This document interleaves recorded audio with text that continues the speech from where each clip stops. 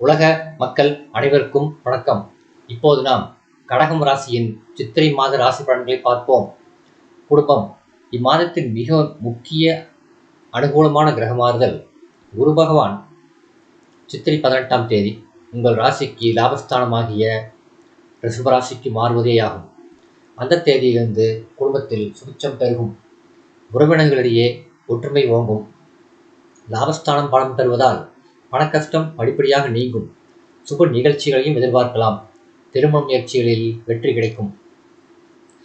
சித்திரை 12ஆம் தேதி சுக்கிரன் மேசராசிக்கு மாறுவதால் குடும்பத்தில் ஒற்றுமை குறையும், சிறு சிறு பிரச்சனைகள் கவலையை அளிக்கும்.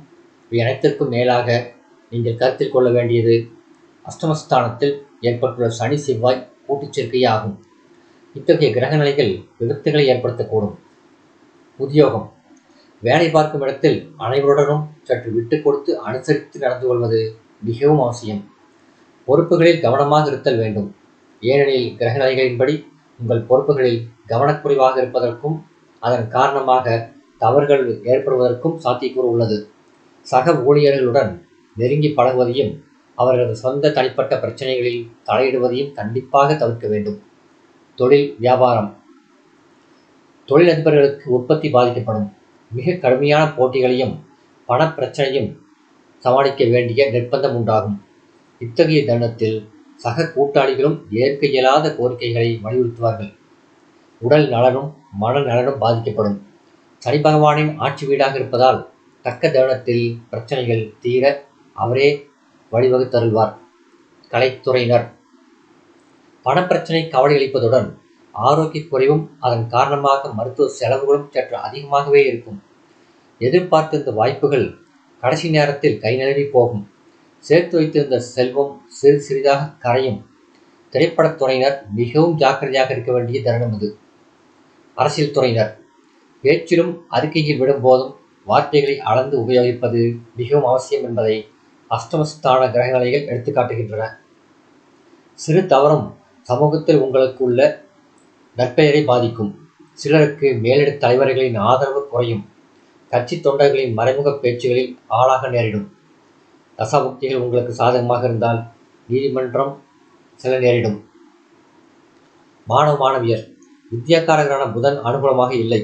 வீரியம் நிறைந்த மற்ற கிரகங்கள் பெரும்பாலும் சாதகமற்ற நிலைகளில் தான் சஞ்சரிக்கின்றன. சித்திரை 23ஆம் தேதி வரை புதன் சாதகமாக இல்லை.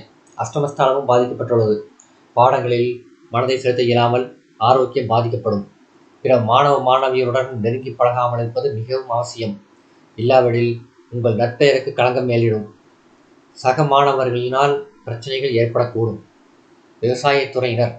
பூமிக்காரர்களான செவ்வாய் சனி பகவானுடன் அஷ்டமஸ்தானத்தில் வலம் வருவது நன்மை தராது. அதற்கு பதில் சிரமங்களை ஏற்படுத்தும். கால்நடைகள் நோய்வாய்ப்படுவதனால் பணம் சக்திக்கு மீறி செலவழியும். உழைப்பிற்கேற்ற விளைச்சல் கிடைப்பதும் சற்று கடினமே. சந்தை நிலவரம் சாதகமாக இல்லை. இம்மாதம் முழுவதும் உங்கள் பொருள்களுக்கு குறைந்த விலையே கிடைக்கும். அதன் காரணமாக லாபமும் குறையும். வரவேண்டிய பாக்கிகள் மேலும் தாமதமாகும். கடின உழைப்பினால் ஆரோக்கியம் கெடும். பணப்பிரச்சனையும் கவலை அளிக்கும். பெண்மணிகள். சற்று சிரமமான மாதமாகும்.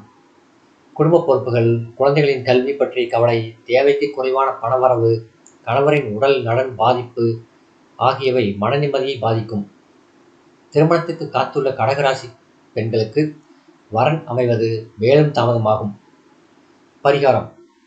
சனிக்கிழமைகளில் மாலை நேரத்தில் திருக்கோயில் ஒன்றில் நல்லெண்ணெய் தீபம் மற்றும் செவ்வாய்க்கிழமைகளில் நெய் தீபம் ஏற்றி வருவது பரிகாரமாகும்.